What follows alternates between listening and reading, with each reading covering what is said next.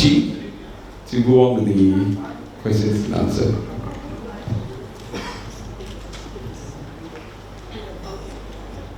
We only have one microphone, but it's okay. We can share technology. Technology is to be shared. Well, thank you so much. I'm Yahqappu Ling and I'm very happy to be here. Jadi, saya rasa terlalu banyak bahasa Inggeris hari ini kan. Jadi untuk session ini kita akan gunakan kedua-duanya bahasa Inggeris dan bahasa Malaysia. Kerana sesi ini adalah tentang sistem benih Malaysia. Ya. Jadi, so ini adalah sesi panel discussion. So we want to talk about Malaysia's issues. So as you've heard from our MC, we have a farmer, we have activists who started farming also, and Amir will share what we are doing, and we are very happy Encik Arif has come from Kuala Lumpur, Putrajaya, from Sedang. He's the man on the ground.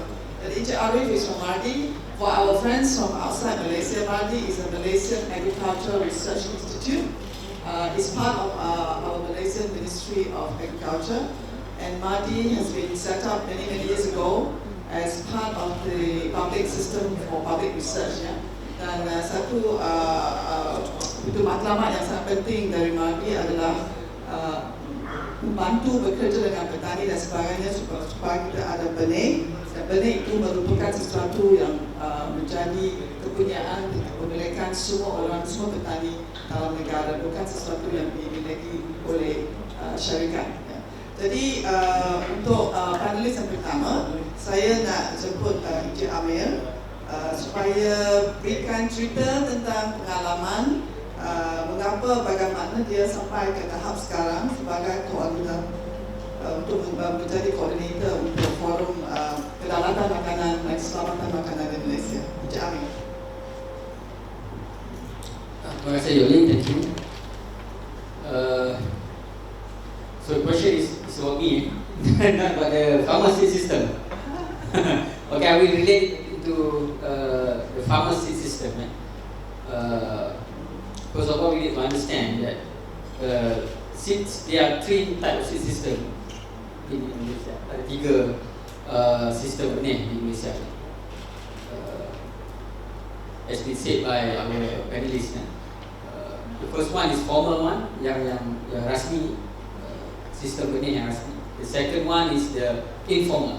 So the informal is the pharmacy system yang sedang kita akan bincangkan sekarang ni. And the third one is semi, campur one, a mix between the formal and the informal. Like what Dr. Song just presented, the interconnection between the formal and the informal system. Jadi apa dia seed system? What is the seed system?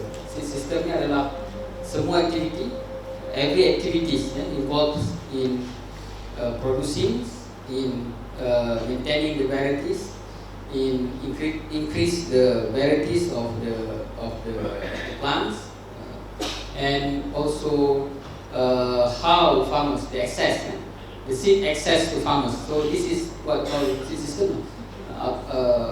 Penambahan variety yang baru,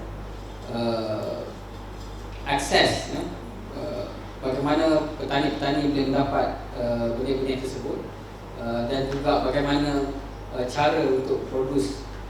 So inilah permulaannya yang saya kaji pada asalnya sebagai seorang aktivis. So this is the first case that I studied on the supply chains of the paddy industry in Malaysia. So when I start studying the paddy industry in Malaysia, I start with analyzing what Bernas do. Bernas is the Malaysian sole work. Maybe the processing of the seed itself, bila you harvest, maybe you harvest a wrong period of time. You harvest it at a wrong period of time and then you process it wrong. You mungkin waktu you process you tak cukup kering. Maksudnya that tompel jagung, the corn itself you didn't dry properly, and then you process it, you mungkin rely daripada dia punya tangkol, causing it to be damaged. So I've seen a lot of research done yang they try different techniques in popcorn drying. Some try to remove the corn seeds when it's still wet. So bila kita semai, there's a lot of dia panggil abnormal seedlings yang tumbuh. So it has to be at a certain level of dryness, baru you boleh proses, and then you have to harvest it at the right maturity time. Then baru dia akan jadi a good seed lah. Because usually that is the knowledge that you require. Seed processing is different than producing seeds is different than producing vegetables for you to eat. You need a certain kind of technical knowledge lah. And I'm glad to tell you that if you come to MARDI, you write in first lah. Usually government punya procedure kan, everything you need to be written. And I employ you to come through societies lah, better Maksudnya you kumpul a group of people and then you write into the Director General of MARDI saying that okay, I want to learn how to process it. Can you teach me? And then we can work together because we have the expertise to teach you. And certain things, betul, you said spiritual, just like me, I'm a Muslim and spiritual pun ni. I come to work, my ex-boss used to say, Arif, you have the passion to lead this department, because you come to work every day. Even though that I'm a officer, I do not get OT. I do not get OT, but I come to work every day because I am dealing with plants. I cannot leave them alone for one day. Suddenly tomorrow I come, alamak, I dah mati and all of things lah. So I come to work every day. I look at my plants and give me kepuasan lah, passion. Anything you want to do, you have to have passion. But passion alone cannot work. You have to have knowledge and you have to have a lot of other things, support system and lain-lain. But research-wise, we will try and help whatever we can. But usually, sometimes the apa kata tak sampai kat kita orang. The message doesn't come to us. So mungkin it comes from just one person. So probably top management will look at it, this is a small problem. But if you come in a community, you come in a society, then you probably can help. Yeah, thank you.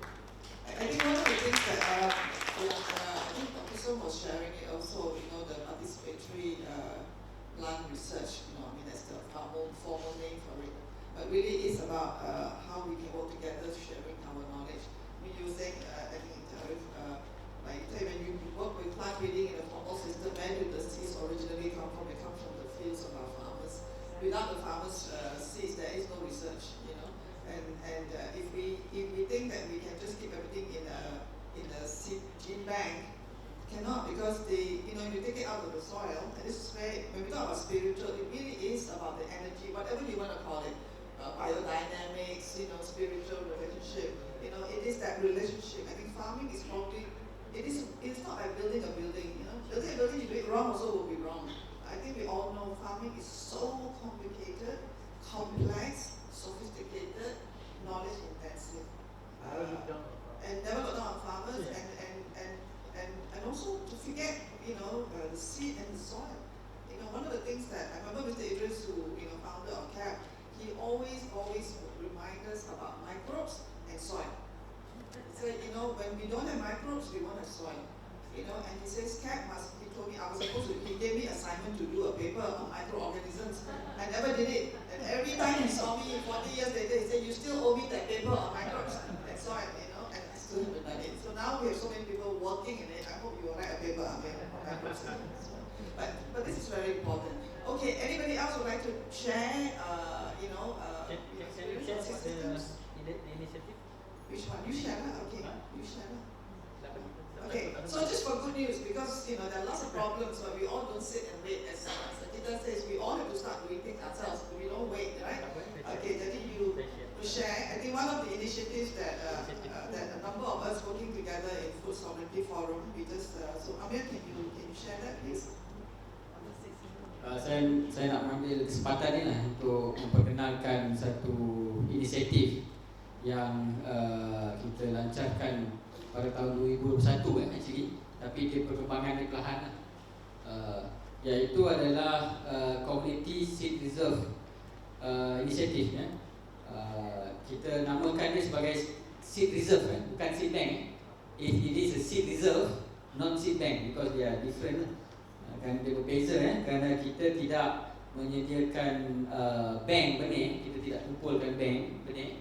Kerana kalau kita nak kumpulkan benih, buat satu bank, dia akan memerlukan infrastruktur yang lengkap lah. Dan juga kita tidak tahu sejauh mana kita boleh menyimpan benih tersebut supaya dia kekal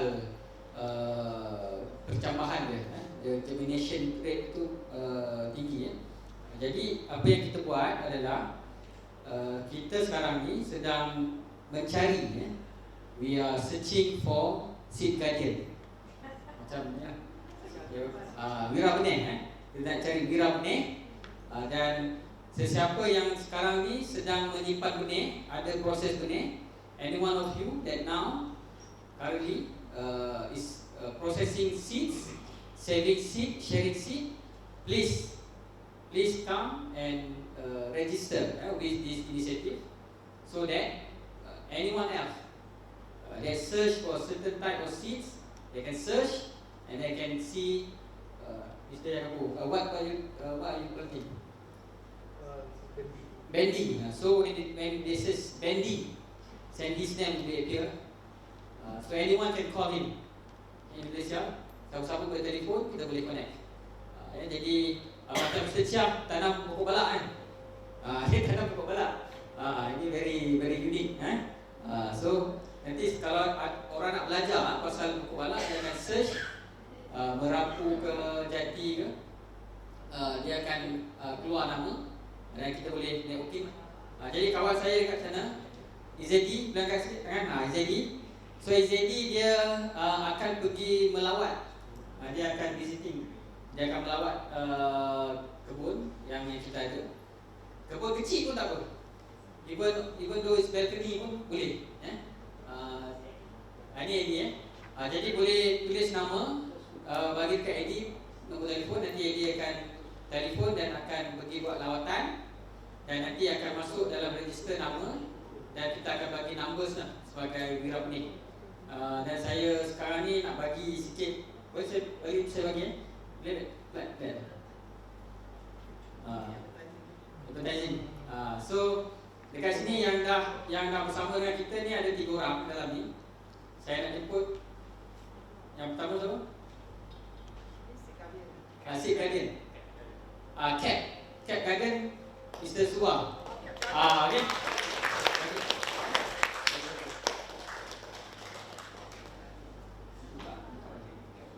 Cat Guardian sebagai ni lah, wira benih kita lah. Wira benih, hero lah, hero. Nombor berapa tu? Okay.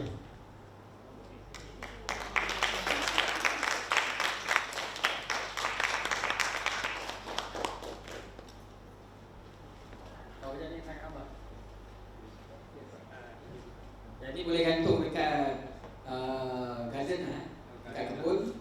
Nanti orang tengok kita, I am the seed guardian, I'm the seed saver. Okey, yang kedua Kak Yah, Min Austin, Kak Yah.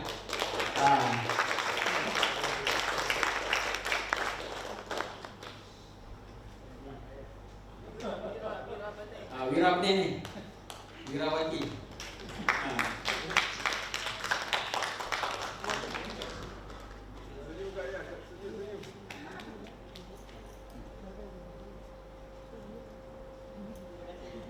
Okey, yang ketiga yang ada di sini Bisa. Cikgu.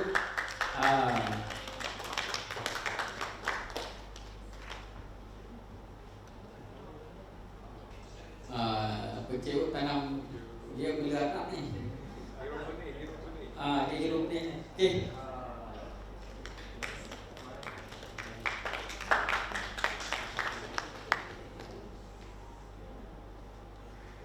Okey, kita alu-alukan lagi semua yang ada memproses benih dan menyimpan benih, supaya kita boleh rekodkan dan kita boleh berkumpul bersama-sama. Dan actually apa yang kita buat ni penting kerana kita nak formality. Kita nak supaya apa yang kita buat ni dia bukan jadi informal. Kita nak satu hari nanti benih-benih yang kita simpan considered as formal, as formal punya Malaysian seed system, not the commercial one. The commercial one will be the informal. Kita punya akan jadi formal. Okey, terima kasih. Terima kasih Amir. Saya rasa inilah masa yang tepat untuk kita menamatkan sesi ini dengan semangat yang tinggi kan. Okay, thank you so much to our panelists. We have a lot of initiatives, lots of ideas, and I think we are going to continue growing our family, our community and family of seed savers. Like I say, thank you to everyone. I'll hand it over to you. All right, thank you very much. A big round of applause, please, once again to all our panelists, Mr. Yahqappu Adaikalam, Mr. Nurfitri Amir bin Muhammad, FKMM, and of course, Mr. Merican bin Merican. Looks like TMJ. Thank you, sir. And also our moderator, Ms. Chee Yoke Ling. Okay, before we move on, don't forget, please get yourself registered. Tomorrow we're going to do a field trip to the farms here. Nobody is registered. You can get yourself registered by the lovely lady outside the foyer. You can get yourself registered there and you'll know. Importer of rice that control the rice market in Malaysia. So clearly it's a monopoly here. So I'm studying what's monopoly did, the effects of this monopoly of the rice industry in Malaysia. Jadi kajian saya berkenaan dengan monopoli bernas itu ke dalam ekosistem, kesannya kepada ekosistem padi dan beras di Malaysia ini telah membawa saya mengenali bahawa sebenarnya isunya lebih mendalam. So the issue is actually deeper, not just the market, but the issue is actually deeper and it goes long way to food sovereignty. Pada asalnya hanya perkataan food security yang saya dengar. So everyone is talking about food security, keterjaminan makanan. And then I realized that it's not just security, it's not just whether the food is there or not, but it's also the question of rights. It's a question of welfare of the farmers who produce food, not just for consumer. Because when you're too focusing on the food security, on the production, you're actually focusing on the consumer. So what the consumer want? Consumer want cheap food.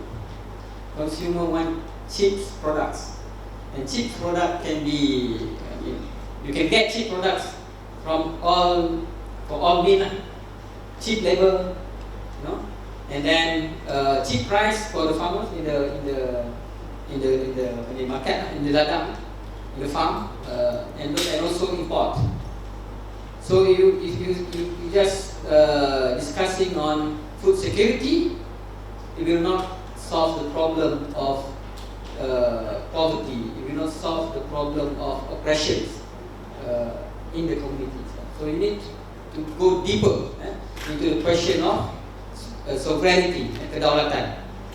Jadi kajian saya berkenaan dengan bernas ini pada asalnya adalah sekitar kesannya kepada kilang, the effects of bernas monopoly on the factories. So mill, the rice mill. So the effect is very clear. With monopoly, you get less and less mill. Semakin lama semakin kurang kilang-kilang beras yang memproses beras. Jadi apa jadi apabila kilang memproses beras ini semakin berkurangan, farmers market shrinking. Petani-petani nak menjual padi ini, pilihan the choices is limited. Only to 1 meal or 2 meal, the choices to send their produce. So at one point it's just 1 meal, ada satu kilang saja di kawasan tersebut. So whatever the price given by the factory, by the mill, need to be accepted by the farmers. So the farmers has no bargaining power at all.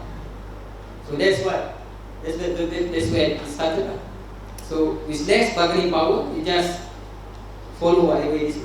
So follow whatever the market say, right? if the imported food is abundant, then the price will be really low. And then actually those who are gaining more profit is the wholesale, because they got the biggest margin. Para pemborong ni yang berniaga ni sebenarnya adalah mendapat produk pertanian ni sebenarnya adalah mereka ni sebenarnya yang mendapat keuntungan yang paling banyak, kerana mereka ni boleh kontrol margin, margin boleh kontrol.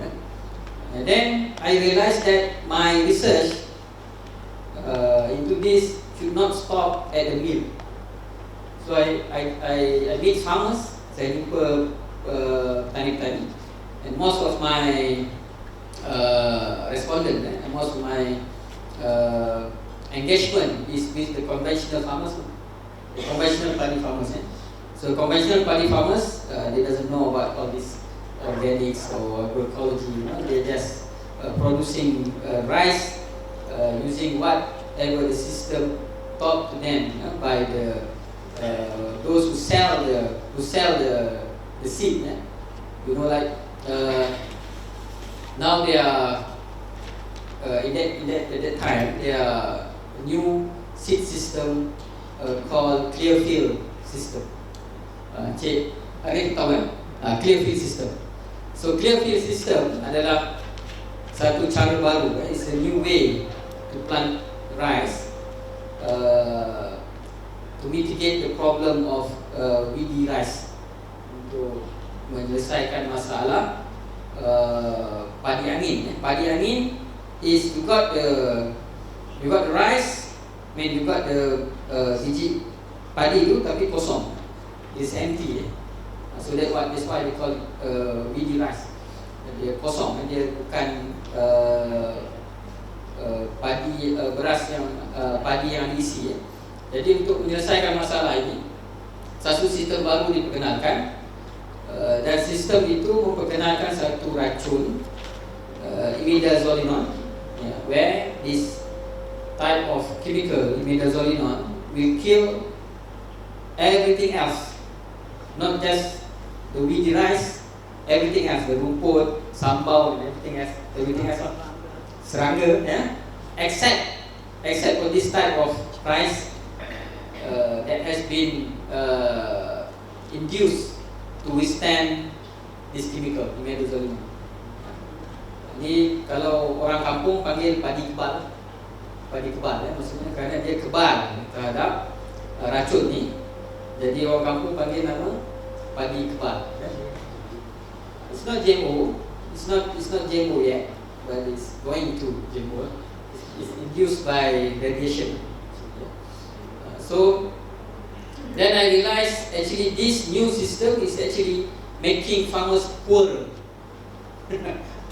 Because the cost increased 2 or 3-fold, from just 23 ringgits or maybe 30 ringgits at that time for a bag of paddy seed, 30 ringgit, lebih kurang lah. Dia ada range harga menjadi 100 ringgit. From 30 ringgit is went to 100 ringgit, because the farmers need to buy the system, not just the seed but the system. Meaning the seeds is sold in package with this chemical, the pesticide, the herbicide. So even though the farmers think that the problem has been solved, but in the longer run, actually padi tersebut, the wheat is actually become stronger and stronger, and then after 5 years, it's become uncontrollable again. So the farmers actually need to buy stronger chemical to kill this wheat that has become what do you call it? Resistant to the previous dose of imidazolinon. So I know this must be the problems here. When the farmers is actually keep doing what has been market to them. Dia hanya buat apa saja yang telah dipasang dan diiklankan kepada mereka. Mereka akan guna, mereka akan ikut, without realizing, tanpa mereka sedar bahawa mereka sebenarnya adalah menjadi mangsa consumerism. Mereka jadi mangsa kepada consumerism dalam hal ini. Jadi saya bersama dengan kawan-kawan yang farmers dalam sawah ini menyuruh mereka untuk bersuara. Ask them to voice out this problem, voice out tentang kualiti benih yang tidak elok, tentang masalah-masalah lain, masalah pasaran, the market issues and others and whatnot. And using the formal system, we got formal system here where the governments is actually have what we call farmers association authorities, lembaga pertubuhan peladang, and then farmers association authorities is actually managing the farmers associations, the national farmers association. So this is a formal association for the farmers to complain and to give suggestion, but it's not working. It's not working because this is actually the government machineries. The government machinery is actually to control the farmers, not to help anyway. How to control the farmers is by subsidies, dengan subsidi. Don't get me wrong, subsidies is essential for farmers because as long as the price is controlled, the price is controlled and it's not level playing game, the subsidies is very essential for farmers. But using subsidies to control farmers is wrong. Like you need to use certain type of seed to receive the subsidy. You need to use only certified seed to receive the subsidy. So I think this is actually totally wrong. The farmers doesn't have freedom to choose what type of seeds that they want to use. In fact, farmers who process their own seeds and selling it, can be caught, can be didakwa, can be penalized. Dan ini saya rasa satu penindasan kepada sawah. Jadi apa yang kita buat, kumpulan saya buat adalah memberi pengupayaan kepada petani-petani, empowering the farmers. I start with them to understand their right first. Saya tidak terus, I'm not directly ask them to leave all the chemicals because it will be very sudden to them. So I just want them to realize they have rights. They have rights. They have rights to voice out. They have right to market. They have right to choose what seed they want. They have right to choose to control the irrigation system. Jadual pengairan itu juga sebenarnya tidak di bawah kuasa petani kerana jadual itu the schedule for the water, so for water irrigation is actually not decided by the farmers. It's decided by those who control the dam, and usually those who control the dam will need to make a choice between supplying the water to the industry that needs the water or supplying the water to the farmers. So they need to make a choice. So they need to make a schedule. So sometimes the schedule did not fall into the right season. So this is all the things that the farmers face that actually resulted in the low yield. They say that the farmers is lazy. They say the farmers are lazy. They say the farmers are not knowledgeable. But actually, the truth is actually they have no control of what they want to do.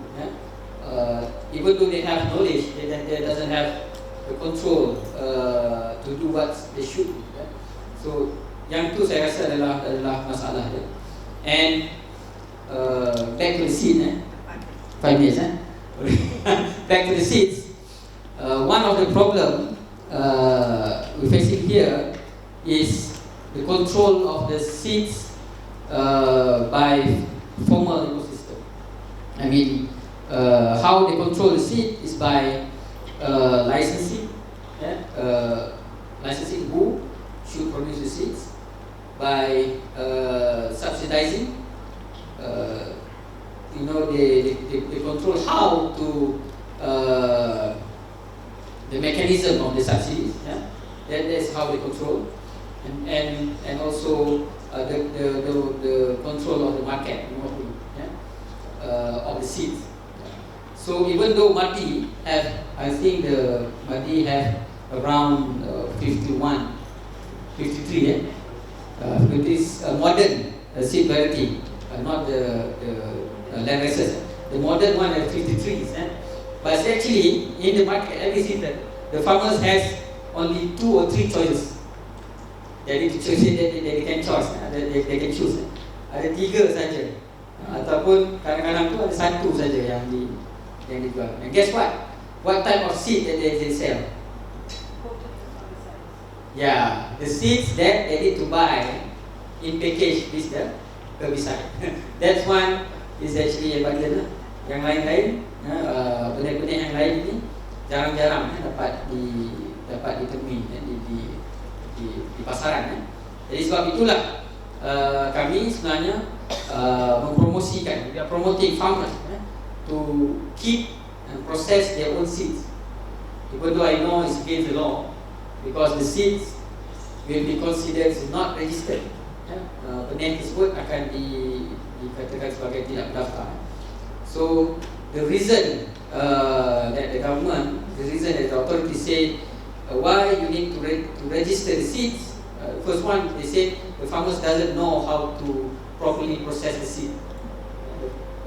Petani tidak pandai untuk memproses benih kerana punca penyakit. Mereka kata kerana tidak diproses dengan betul, maka ini menjadi punca kepada merebaknya penyakit dan sebagainya. So that's the reason. So we need to argue the reason. Kita kena argue. Tidak menafikan, dengan tidak menafikan bahawa kes begitu ada. Memang ada kes yang apabila benih tidak diproses dengan betul, dia akan menyebabkan penyakit. Tetapi that's not the only reason. Ada banyak lagi reason kenapa berlakunya penyakit.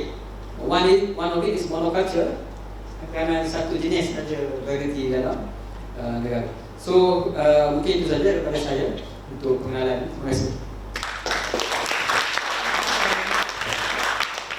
Besok ada chance lagi kerana besok Amir akan berikan harapan. Akibat mengetahui, because we understand the system. I think this is the most important thing in our work together. Because you always say farmers are lazy, stupid, don't know what to do, not productive. I think we see today all the examples. Small piece of land, even COVID, your balcony also enough to grow herbs and vegetables for the family. And then we start sharing with our neighbors. Jadi, so who is really productive? Jadi tomorrow we will go into more as a result of understanding the system. Jadi then we know where are the problems, then we know where we need to fight and where we need to give alternative. Now we're very happy each other is with us. The formal system is actually not accidental. Now Malaysia, sebagai negara bermakmur, we didn't sit down suddenly on independence and then think, oh, this is the system of agriculture we want. No, we were also given a lot of technical assistance and training. So the idea of monoculture, it comes from the West, where you can only grow one seed, can only do with tractors. Farmers, because they don't have small farmers anymore, so the hapus, then they come, they don't understand our reality, and this is the biggest problem. So after independence, selepas merdeka, the ideas for development generally, for agriculture, came from the World Bank. This green revolution for rice went to India, from India came to Southeast Asia. So we just did not appreciate at the top level that we have so many seed systems, farming systems, knowledge systems, water, forest, land. I think this morning, Sakita, you talked a lot about soil. We never learn about how important soil is when we go to school. Tanpa tanah, without the soil, there is no life. Yeah, so the seed, everything is so connected, and I think this is the mechanical way of agriculture. I think we saw it happen in our rice sector. Jadi, Encik Arif is very brave to be here, but also a hero. Just now, at lunchtime, Encik Arif was telling me this is so fascinating. He has never been to a conference like this, and I think that is not Encik Arif's problem. It's a problem of the system. Yeah. Jadi MARDI, even then in MARDI we work very closely because MARDI used to have a division on organic farming, but that is the division that get the least money. All the budget went to biotechnology, GMO. So I invite Arif to share what it's like to work in the public institute and what could be the role in the future of how we can work together so that we can turn our public system around into more agroecology and farmers. Arif. Thank you very much. I'll be speaking in both languages because I'm not so good in speaking in English actually. But I can mix both. Jadi sebelum saya mulakan, saya terangkan sedikitlah tentang diri saya. So nama saya Merican, seperti mana yang telah di Merican ni, orang kata apa dekat Malaysia ni ramai. Di Pulau Pinang lagi ramai. So saya memang berasal daripada utara lah.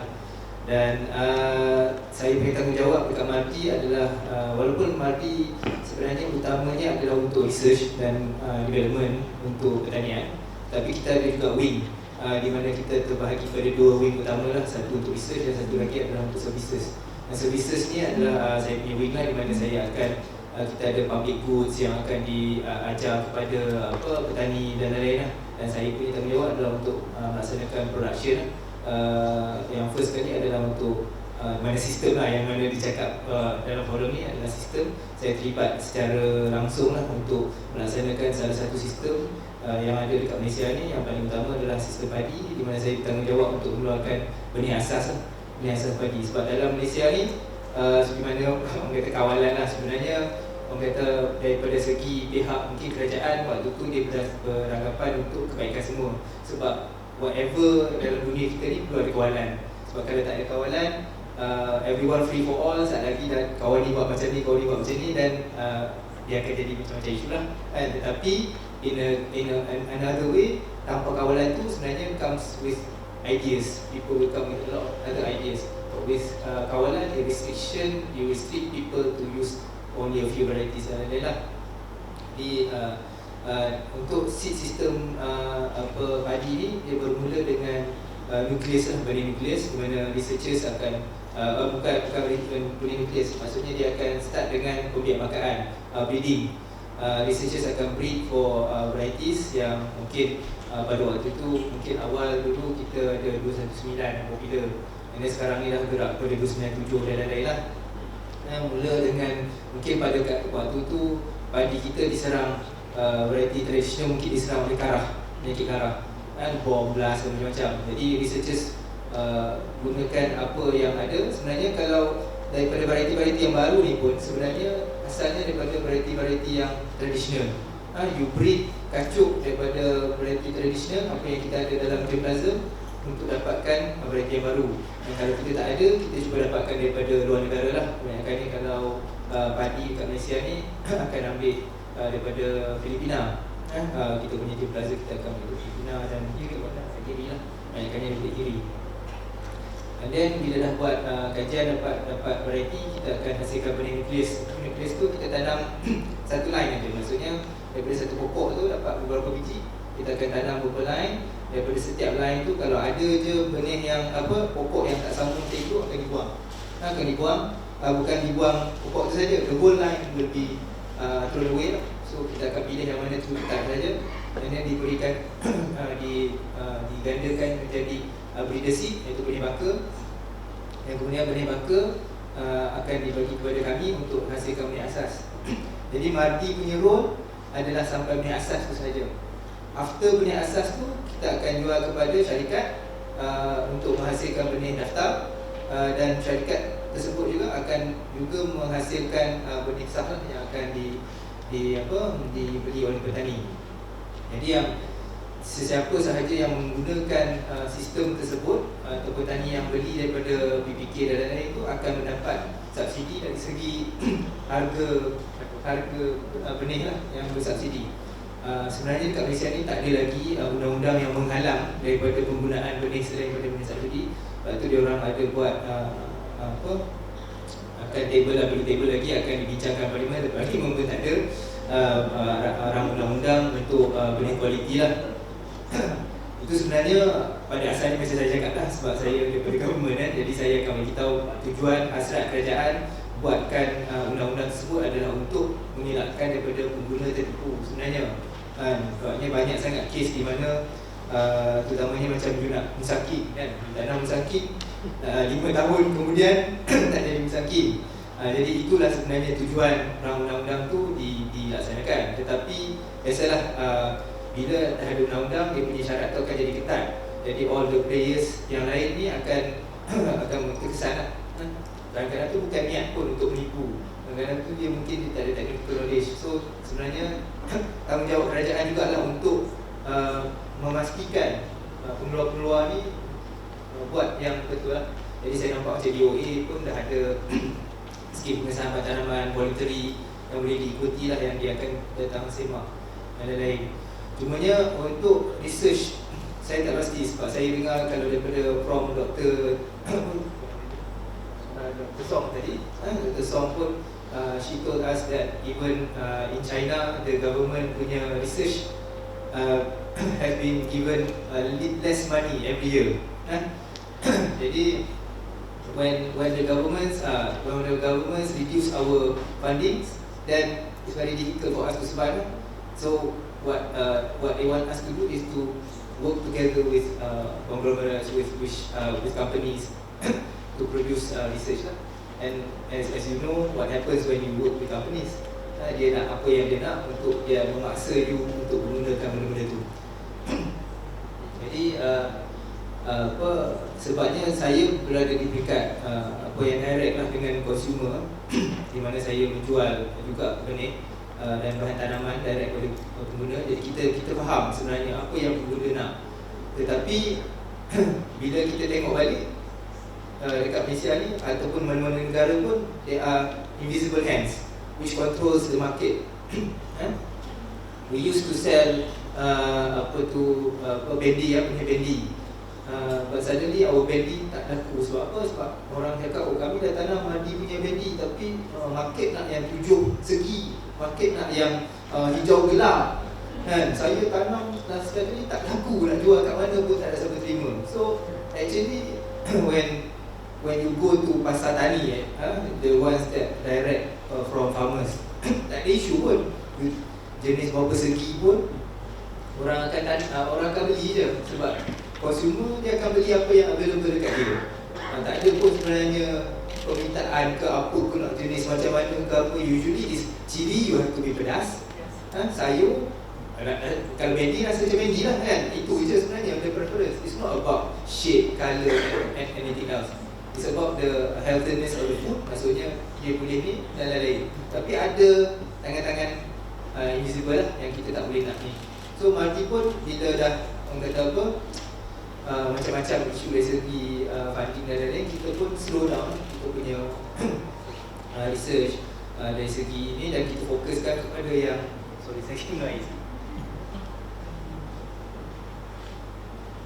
fokuskan kepada yang industri. Sebab dekat satu lagi problem dekat Malaysia yang saya nampak adalah continuity of the research. Macam kes jagung bijian. Indonesia never stop researching. Maksudnya walaupun pada waktu tu people say climate dekat tropical ni tak sesuai dan lain-lain, but Indonesia didn't stop. So that's why dia dah ada variety dia yang boleh digunakan untuk feed. Tapi kita Malaysia stop. Bila pada tahun bila saya tak ingat, dia kata kajian mendapati import lagi murah daripada menghasilkan sendiri. So bila sekarang ni orang kata apa, dengan adanya COVID, it started with COVID, and then climate change sekarang dah lagi prominent, and then war dekat Ukraine dan Rusia, baru kita nampak kepentingan apa nak import kalau orang tak bagi nak orang tak ekspor. Tiba-tiba India stop dia punya ekspor beras. What happened? Kita dah kelam kabut dah waktu tu. Padahal kita boleh je sebenarnya untuk menghasilkan self-sufficiency level sendiri. Tetapi we give excuses yang kata oh import is cheaper. You cannot import if there is nothing. Benda tu tak ada nak import pun. So you have to do it yourself. At least basic necessities, makanan kita sendiri, benda tu kita pentingkan lah. Dan sebenarnya kuasa pengguna ni sangat penting. Dan kita dekat Malaysia ni mungkin kurang lah kefahaman berkaitan tu. Sebab kita selalu dimomokkan mudah untuk ikut je. Dan kan boleh je lawan. Kat luar negara, negara maju, consumer dia very strong. Silap sikit aja dia akan attack balik. Dia boleh saman dan lain-lain. They take time to read term and clauses tu.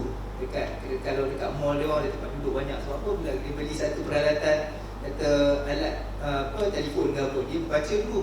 Semua tengok okay, apa yang benefit saya ni. Kalau jadi apa-apa saya boleh hentam balik tak, saya boleh dapat balik tak, free dan lain-lain. Sebab kaum Malaysian rosak membalik bang beli lain. I'm not sure. Sebenarnya kita nak kata kaya tak kaya, but mungkin tak tahulah. Mungkin mindset kita nak mudah semua kan, kita rasa macam selesa. Even for I was talking to ni tadi, saya beritahu kata dekat Malaysia ni tak sama macam negara jiran kita. Negara jiran kita at certain places yang kalau tak makan tu memang betul-betul tak makan, kebuluran betul-betul. But dekat Malaysia ni you miskin tahu mana pun makan kan, is no problem. People will give to you, people will sedekah dan lain-lain. So maybe the need for change tu kurang sebabnya kita berada dalam zon selesa. Tetapi God forbid lah, saya tak nak kalau boleh kita berada merasa zon tak selesa tu, sebabnya takut kita tak boleh nak bangkit balik. Itu je. Jadi I cannot talk more on macam government policies. Sebabnya I'm terikat dengan peraturan lah. If I talk bad about the government, saya akan kena nanti. So I can give you this. You have to understand yourself. I'm sorry if I cannot speak more about other things, but I'll answer any questions yang I can.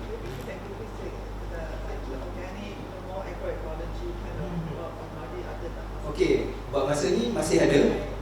Okay, I'll tell you what we do to survive with the kurangnya dana lah. One thing is to work together with companies, and the other thing is what I'm doing lah. I sell my own produce.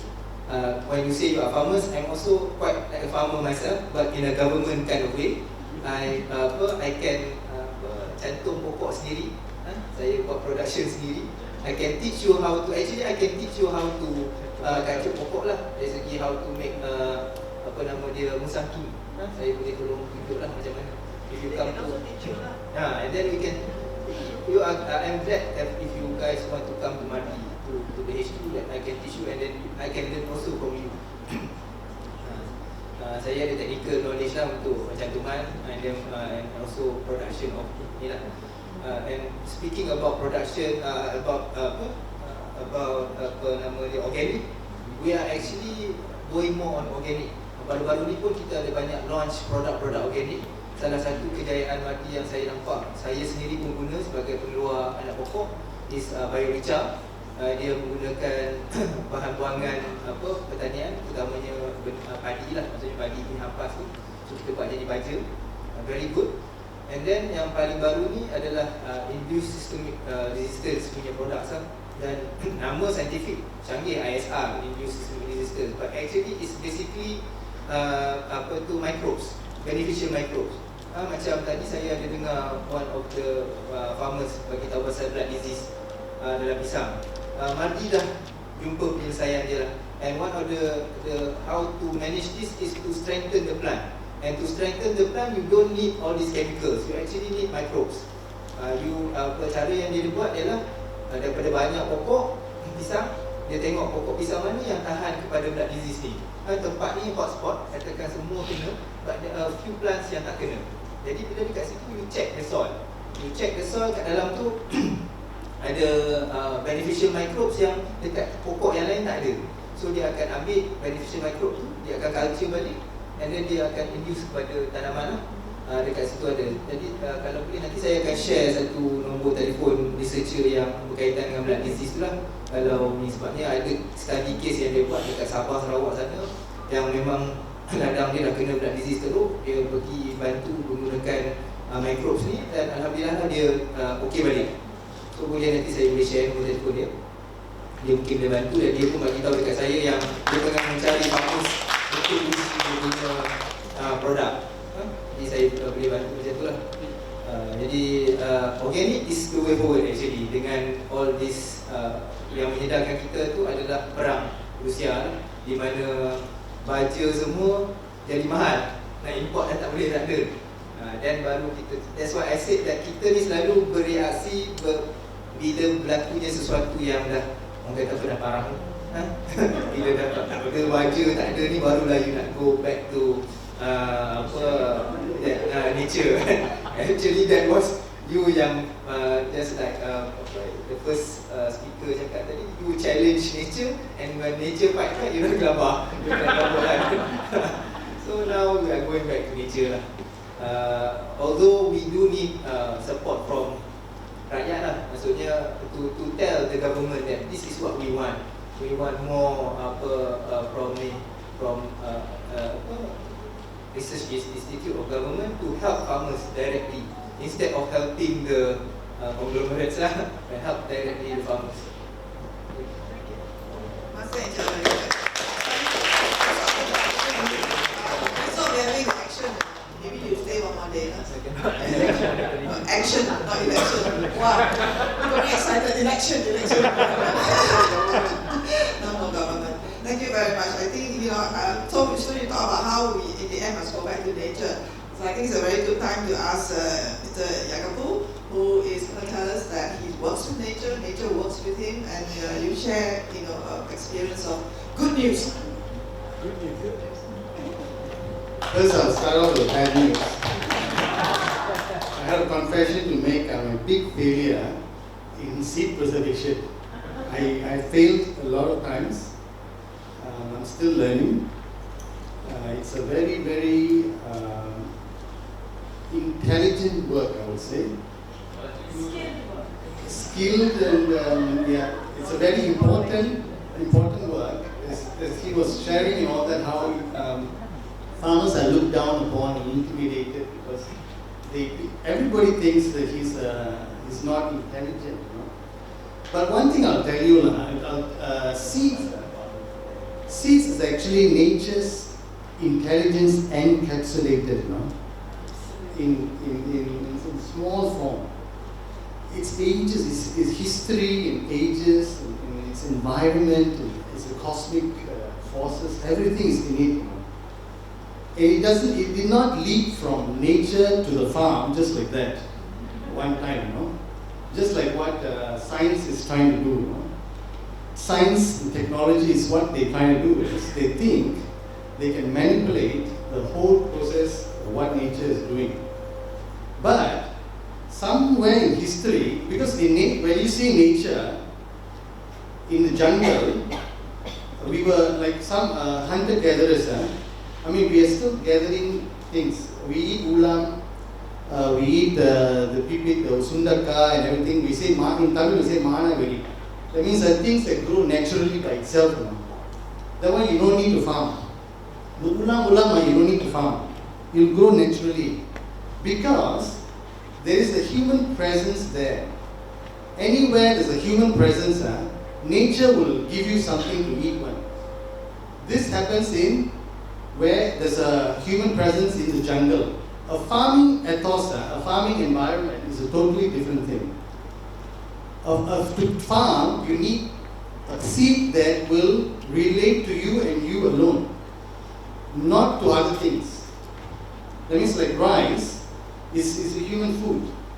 It's a big chunk of seed. It's not like in nature it's all small, by itself it's small. I'll give you an example of how nature works in a domesticated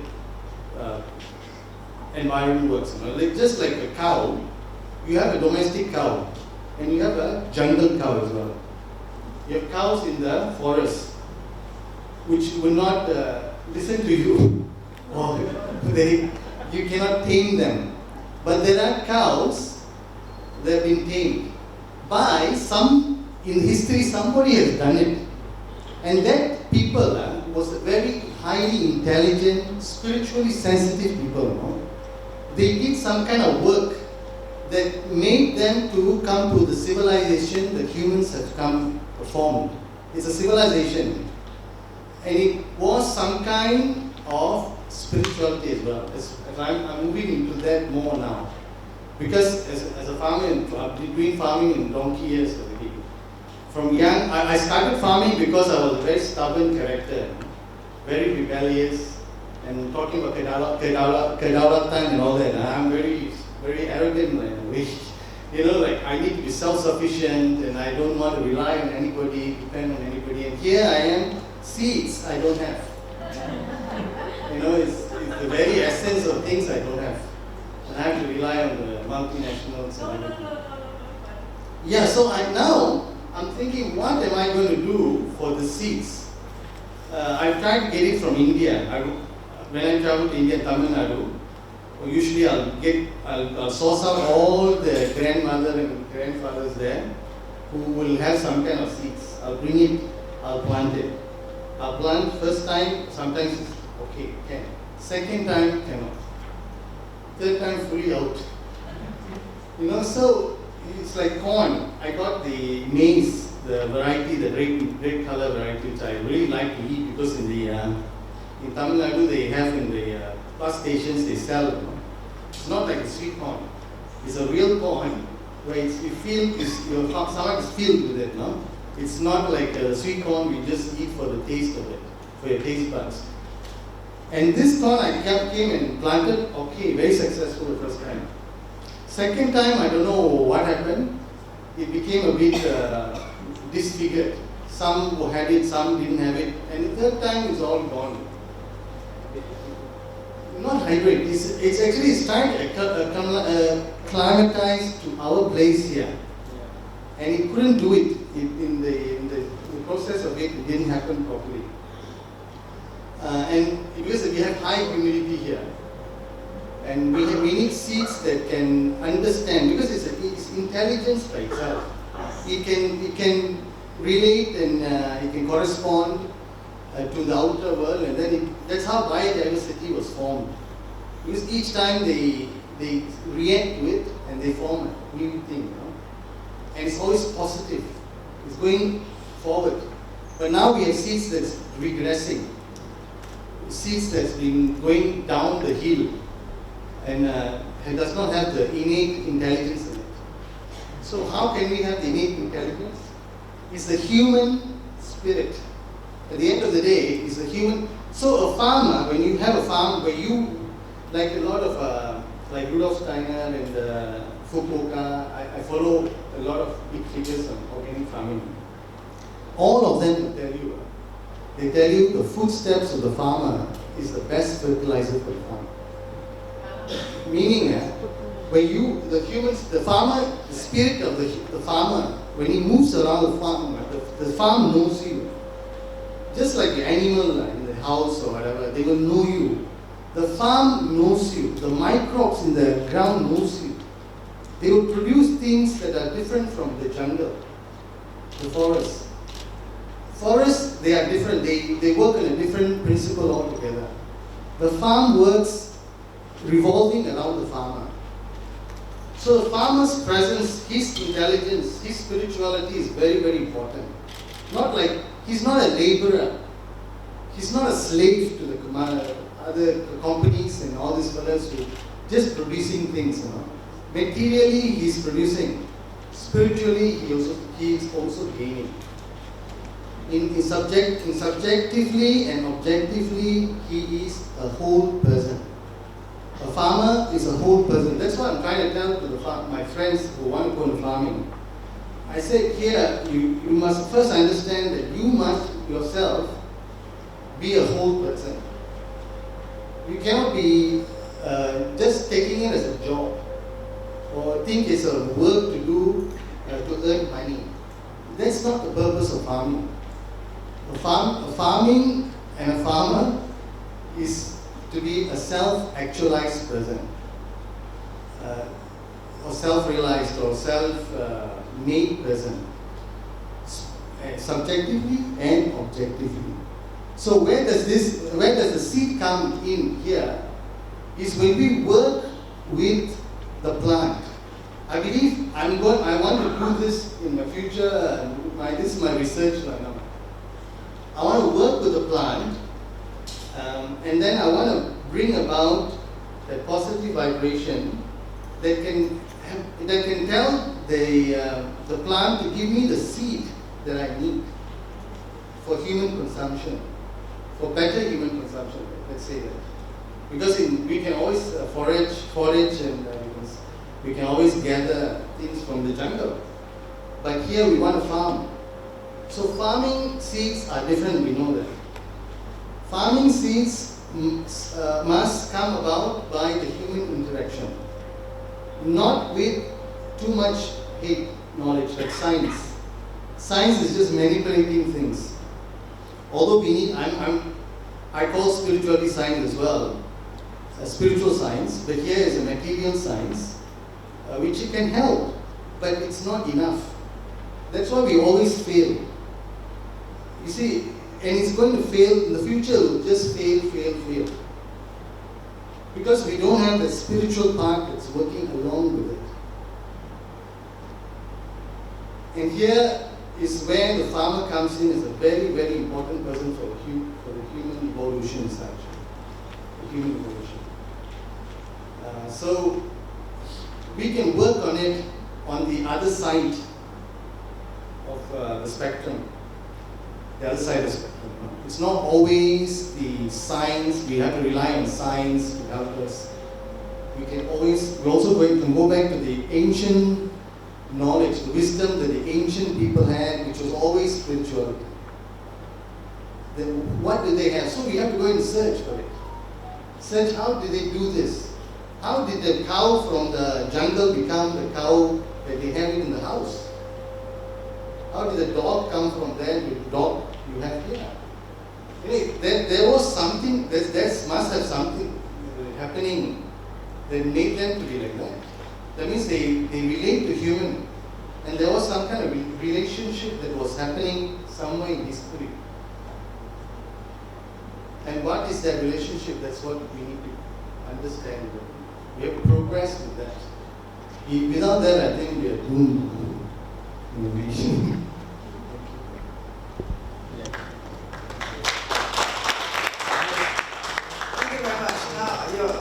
This is a very interesting perspective, yeah. And I think this is very, when we talk about the seed being life, ecosystem, soil, and the relationship of the farmer, I think one of the most controversial policies of the, I don't know which government, previous one, this estate, to ask all our small rice farmers to just rent out your little piece of land to the company who will be more efficient, come in and join all the land together, all the tanah warisan, and then we have our rice estates. They bring in the tractor, bringing the best seed. But listening to you, that approach has no farmer. So when we talk about that relationship, with the seed in the land, it's a very important point. Okay. Amir. Just want to add. Yeah, what Yahqappu has said is actually their term for that spirituality, like they call it indigenous knowledge, or in Bahasa it's called kearifan tempatan. Meaning, for me, it's also science. I mean, science is something that it's empirical. You can measure and then you can repeat that there is science. But there are two types of application of science. One is you modify the nature to entertain what you want. And the other one is you using your understanding of nature and you work with nature to have what you want. I mean, it's not just in agriculture, it's also in architecture, it's also on whatever things. I mean, whatever science. I mean, people will strengthen the river to build cities. But the other ways is you build the cities within the river bank. Yeah? So this is a problem when those who make policies doesn't understand what is modern science is. What is science is. When they say farmers doesn't have knowledge, they doesn't have knowledge in science, but essentially farmers that do the selection of the varieties. I mean, the varieties, the landraces varieties that we have, is a product of scientific experiment. It's just not, they're just not doing it in the lab. That's all. Yeah, this is the open lab. That's the experiment that they do. They do selection and they choose and they macam Cik Arif buat, like what Cik Arif do. They kacau they combine two trees into one. So that's actually for me is the better science that we need to explore. Yeah, crafting. I think this is it's a very philosophical session here going on. But it is about knowledge systems. So when we talk about seed systems, farmers' seed systems, it's a big S. It's not one system, you know, and even in the same country at the local level in the village, when you're saying why people grow in one spot and not another spot, you know, it is really and that's very knowledge intensive. And I think that when even the word tradition, you say traditional means somehow it's old-fashioned, it's not scientific. So part of the challenging, I think, is really these words are very deep concepts, and I think we need to really use it in a way that brings the best of knowledge systems together. So I want to now open up for there are many people here with a lot of knowledge and experience. I see people like Jock, who is from Arang in Sarawak. But I was looking at your face when you're talking about forests and farming, and this is a man who has spent his life coming from the forest, in the forest, with the forest. So Jock, I'm going to play moderator autocracy and invite you to share some thinking of your own. Yes. Please welcome Jock. I learned when I was a young student studying and I met Jock. Okay, can I tell you how long ago? It was a long time ago. I learned so much from Jock and I'm so happy to see him. Okay, thank you, Ling. Yeah, actually, when I was young, I experienced all this life, traditional life. I practiced our culture and tradition in terms of farming. Long ago, of course, life is very simple. I mean, we don't so much worry about how we should earn our living. We just enjoy it. Because everything is there, nothing much to worry. But when times come, there has been a lot of changes because of the what you call a forest destroyed. When logging coming in, everything destroyed, then we really face difficulties how to really maintain our traditional way of life. Everything is lost. Yeah, in terms of getting what we call, especially how we should maintain our seeds, our paddy seeds and so on. Before actually, we have so many varieties of traditional or indigenous species of rice or paddy. But when everything has been gone, I mean, our people, actually they have very, what they call, very traditional knowledge of this, how we should plant, how we should maintain our traditional way of farming. Because actually when before the forest has not been destroyed, we can easily plant this. There's no problem. There is no, we don't need to don't use any fertilizer at all. It's a very natural fertility on land. Because when we practice our traditional farming system, that's why we don't need to plant one place because we have vast area of land belong to each family. So it's very easy to plant because the reason is that our land always being fertile. For one family, we normally clear around not less than 2 hectares of land for one family land paddy. It's really a hillside, so there's not much pest being destroyed paddy, so it's very produce a lot of rice. So it's more than enough for one family. And then in terms of our supplementary food, like get all the resources from the forest, so there's no problem. But when following time, destroy a forest, there are a lot of changes already. It's very difficult, and some of our family members tend to find work in the town because we already having difficulty, not enough or not sufficient enough supply of our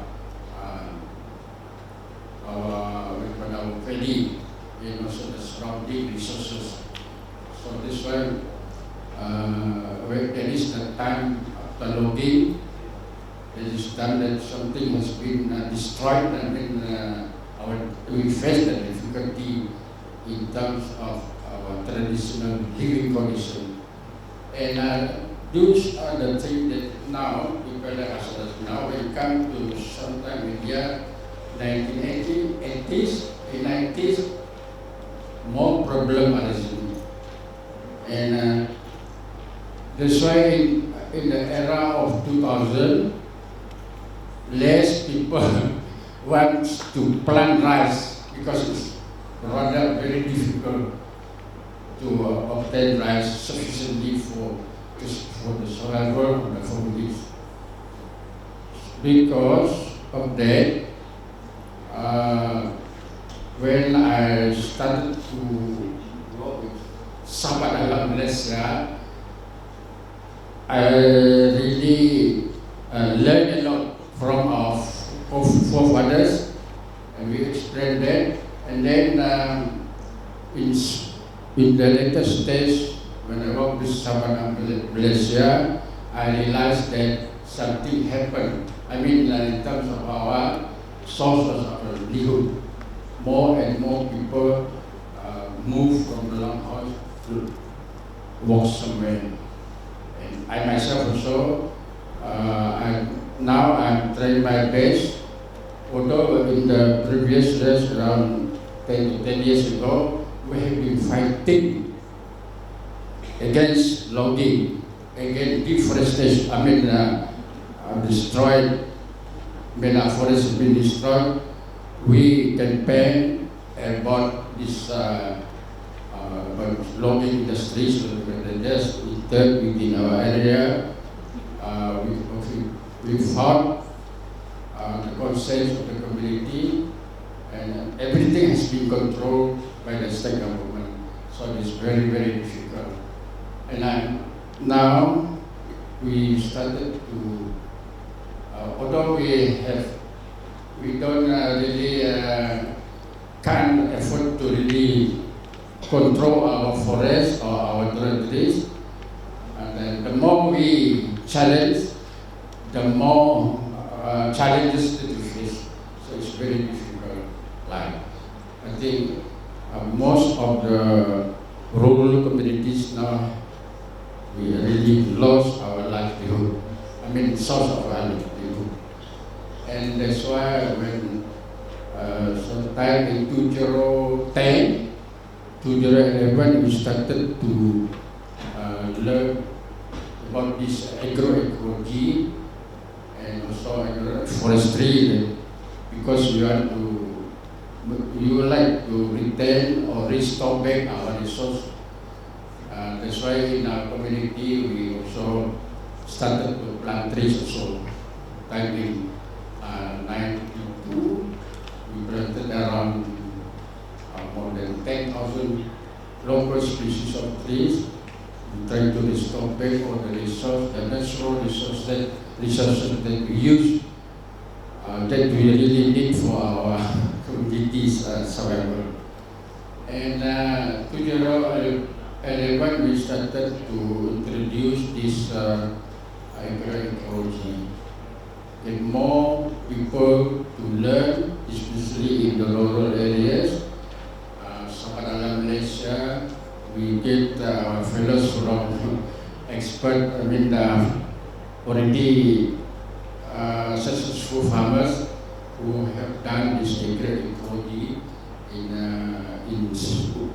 Peninsula area, come to Sarawak and try to teach us how we should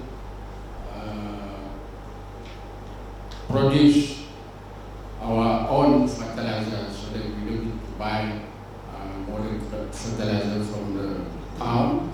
And now we have already more or less engaging or train our local communities, the indigenous communities in the rural areas, to train and also to get themselves aware about the situation that they are facing. And especially we understand that we have a lot of problem in doing the traditional farming because of the climate change.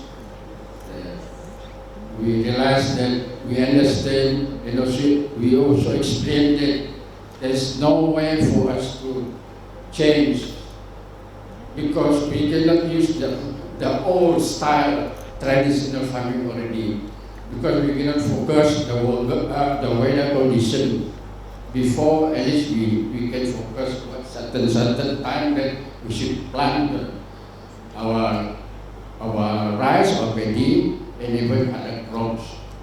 So now we have to really study. We have to aware about the situation right now.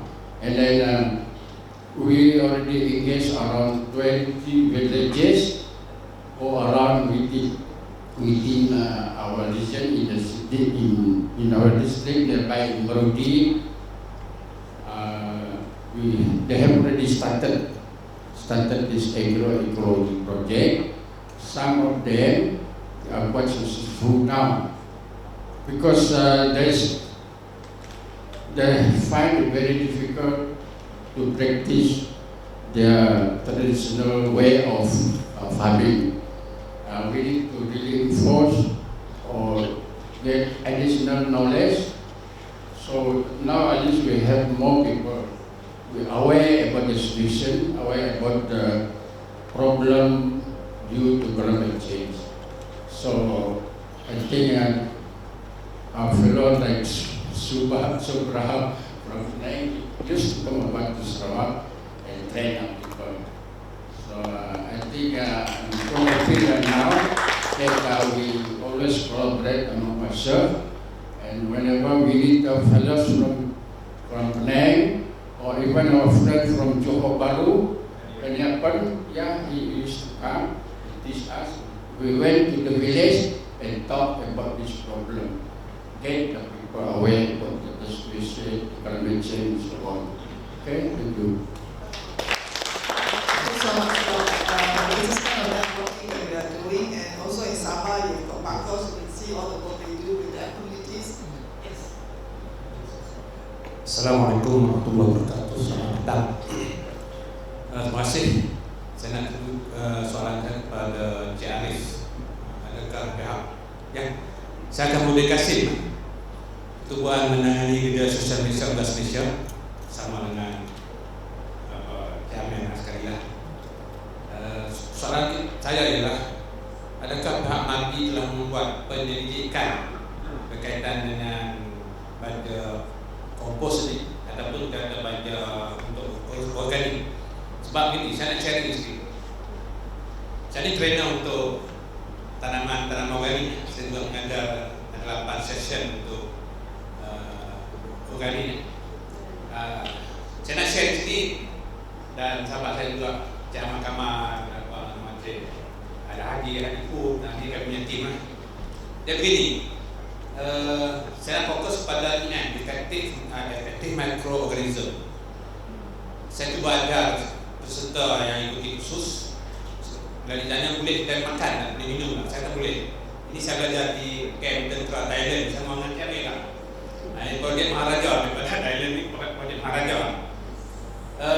Boleh dia buat makanan dari buat minuman, dia spray. Anak dia 2 orang demam masa musim Covid, dia spray dalam mulut anak dia, esok baik. Dia kata baik sebab penggunaan dia ni pelbagai EM, Effective Microorganism, pelbagai penggunaan, tapi untuk minuman. Jadi saya nak tanya dengan pihak apa nama Cik Arif kan, dengan MARDI ada buat kajian. Sebab dia begini, kita tak mikro bakteria yang baik.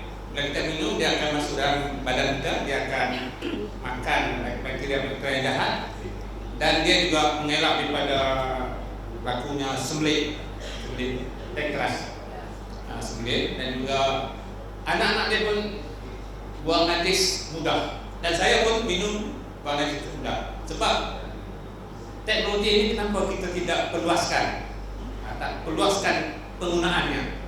Ia memang pelbagai kan, untuk di CAT pun ada kita dengarkan. Ini pihak MARDI, adakah pihak MARDI membuat penyelidikan begini?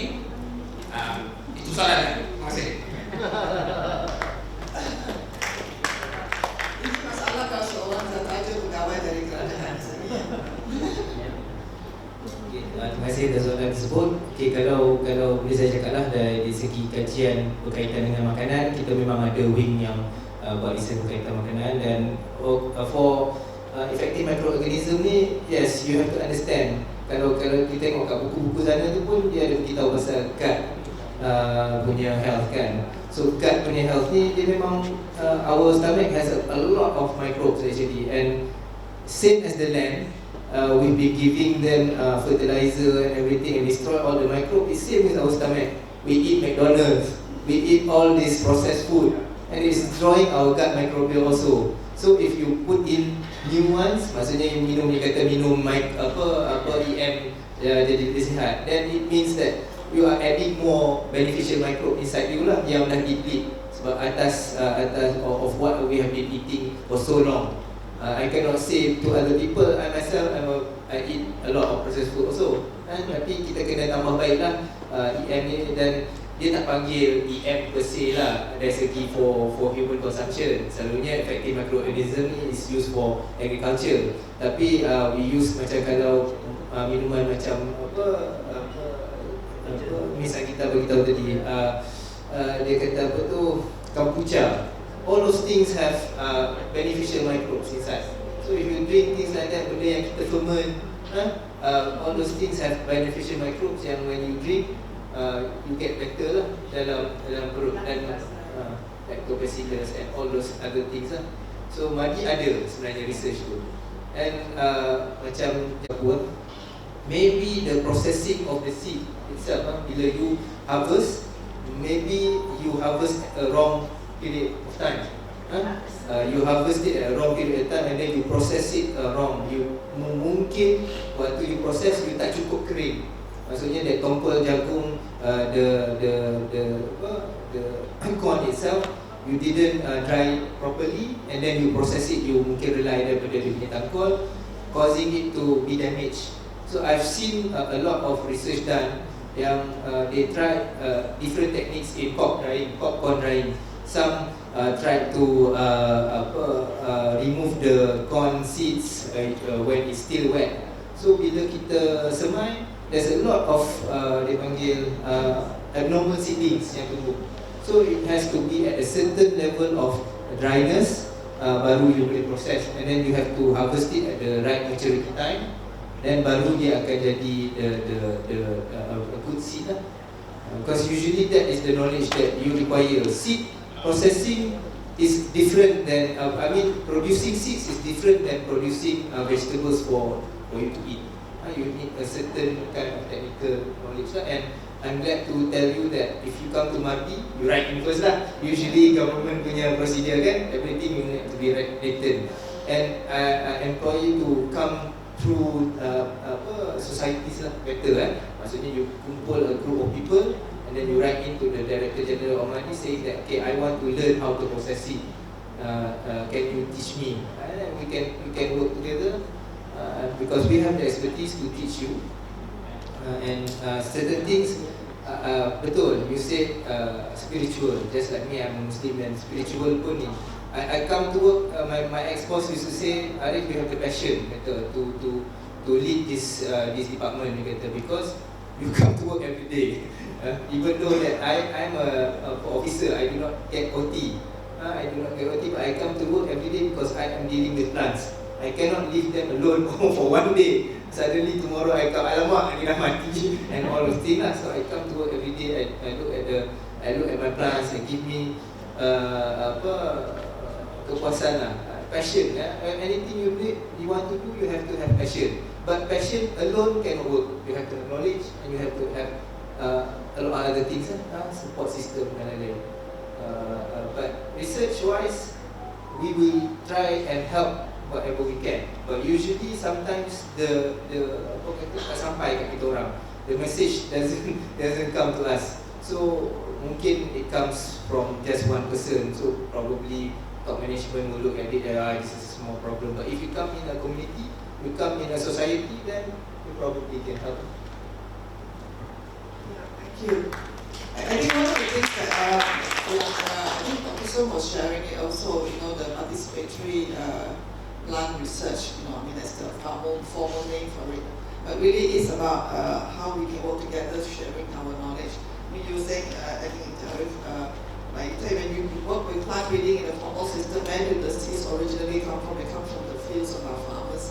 Without the farmers' seeds, there is no research, And if we think that we can just keep everything in a seed gene bank, cannot, because you take it out of the soil, and this is where, when we talk about spiritual, it really is about the energy, whatever you want to call it, biodynamics, spiritual relationship, it is that relationship. I think farming is probably, it's not like building a building, building a building, you do it wrong also will be wrong.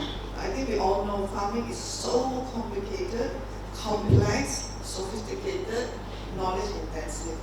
And never look down on farmers, and also to forget, the seed and the soil. One of the things that I remember Mr. Idris, who founder of CAP, he always would remind us about microbes and soil. He said, when we don't have microbes, we won't have soil. And he says CAP must. He told me he gave me assignment to do a paper on microorganisms. I never did it, and every time he saw me 40 years later, he said, "You still owe me that paper on microbes and soil." And I still haven't done it. So now we have so many people working in it. I hope you will write a paper on microbes. But this is very important. Okay, anybody else would like to share? Can you share the initiative? Which one? You share, okay. You share. Okay, so just for good news, because there are lots of problems, but we all don't sit and wait. As Sakita says, we all have to start doing things ourselves. We don't wait, right? Okay, then you share. I think one of the initiatives that a number of us working together in Food Sovereignty Forum, so Amir, can you share that, please? Saya nak mengambil kesempatan ni lah untuk memperkenalkan satu inisiatif yang kita lancarkan pada tahun 2021 actually, tapi dia perkembangan perlahan lah. Iaitu adalah Community Seed Reserve Initiative. Kita namakan dia sebagai Seed Reserve, bukan Seed Bank. It is a Seed Reserve, not Seed Bank, because they are different. Kan dia berbeza, kerana kita tidak menyediakan bank benih, kita tidak kumpulkan bank benih. Kerana kalau kita nak kumpulkan benih, buat satu bank, dia akan memerlukan infrastruktur yang lengkap lah. Dan juga kita tidak tahu sejauh mana kita boleh menyimpan benih tersebut supaya dia kekal percambahan dia. termination rate itu tinggi ya. Jadi apa yang kita buat adalah kita sekarang ni sedang mencari ya. We are searching for seed guardian. Macam ya. Wira benih kita nak cari wira benih dan sesiapa yang sekarang ni sedang menyimpan benih, ada proses benih, any one of you that now currently is processing seeds, saving seed, sharing seed, please come and register with this initiative so that anyone else that search for certain type of seeds, they can search and they can see Mr. Yahqappu, what are you planting? Bendy. So when they search Bendy, send his name to appear. So anyone can call him in Malaysia. Siapa-siapa boleh telefon, kita boleh connect. Jadi macam Mr. Chia tanam pokok balak kan? Dia tanam pokok balak. Ini very unique. So nanti kalau orang nak belajar pasal pokok balak, dia akan search Merapu ke Jati ke, dia akan keluar nama dan kita boleh networking. Jadi kawan saya dekat sana, Izedi, bilang kat kan, Izedi. So Izedi dia akan pergi melawat. Dia akan visiting. Dia akan melawat kebun yang kita ada. Kebun kecil pun tak apa. Even though it's balcony pun boleh. Ini Eddie jadi boleh tulis nama, bagi dekat Eddie nombor telefon, nanti Eddie akan telefon dan akan pergi buat lawatan dan nanti akan masuk dalam register nama dan kita akan bagi numbers lah sebagai wira benih. Dan saya sekarang ni nak bagi sikit, boleh saya bagi plan. Advertising. So dekat sini yang dah bersama dengan kita ni ada 3 orang dalam ni. Saya nak jemput yang pertama siapa? Seed Guardian. Cat Guardian Mr. Suang. Okay.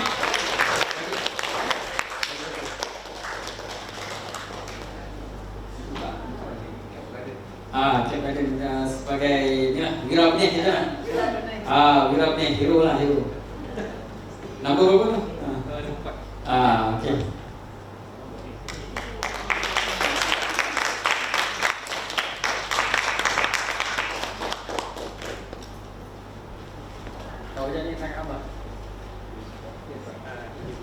Jadi boleh gantung dekat garden dekat kebun. Nanti orang tengok kita. I am the seed guardian. I'm the seed saver Okey, yang kedua Kak Yah. Min Austin, Kak Yah.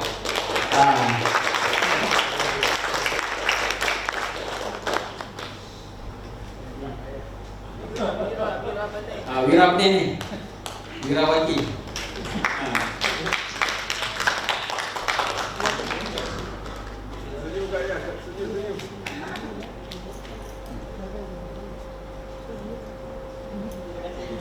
Okey, yang ketiga yang ada di sini Nisa. Chee Yoke.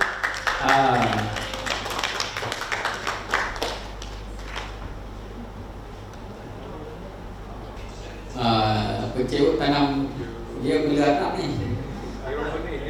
Dia hirup ni. Okey.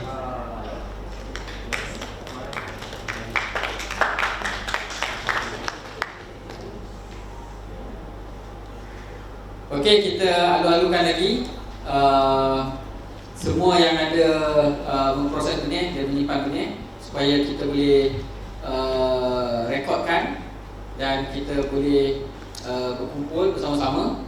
Dan actually apa yang kita buat ni penting kerana kita nak formality, kita nak supaya apa yang kita buat ni dia bukan jadi informal. Kita nak satu hari nanti benih-benih yang kita simpan considered as formal, as formal punya Malaysian seed system, not the commercial one. The commercial one will be the informal. Kita punya akan jadi formal. Okey, terima kasih.